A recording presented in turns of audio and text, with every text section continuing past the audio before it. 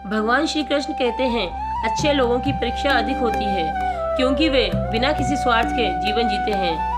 लेकिन जो व्यक्ति हर परिस्थिति में अपनी अच्छाई और सच्चाई को बनाए रखता है वह अंततः सबसे मजबूत बनकर उभरता है। याद रखिए, आपकी अच्छाई आपकी सबसे बड़ी शक्ति है, लेकिन यदि आप इसे बिना समझदारी के इस्तेमाल करते हैं तो यह आपकी कमजोरी बन सकती है।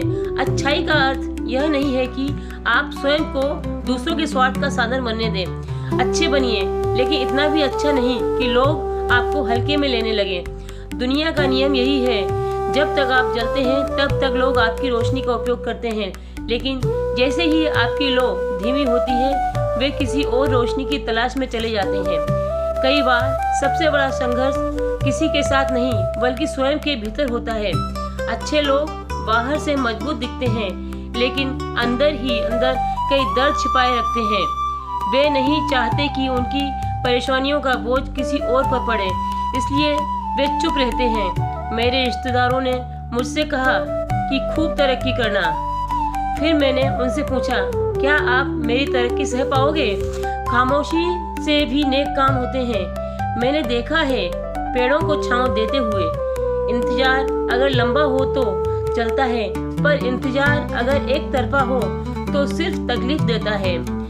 घमंड और पेड़ जब ये दोनों बढ़ते हैं तो इंसान चाह कर भी किसी को गले नहीं लगा सकता।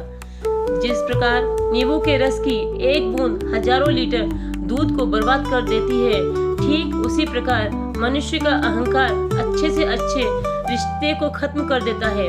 जब भविष्य धुंधला पड़ने लगे तब आपको अपना ध्यान वर्तमान पर केंद्रित करने की जरूरत होती है। कोई आपका साथ नहीं देगा, यहाँ आपको लड़ना भी खुद ही है और संभलना भी खुद ही है। क्या कामयाब होने के लिए इन दोनों का होना बहुत जरूरी है। एक वह जो तुम्हें पीछे खींचता है और एक वह जो तुम्हें आगे बढ़ने पर मजबूर करता है।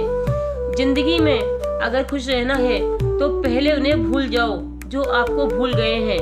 जितना गहरा इश्क होगा जख्म उतना ही गहरा मिलेगा। उम्मीद जितनी कम रखोगे जिंदगी में उतना ही खुश रहोगे।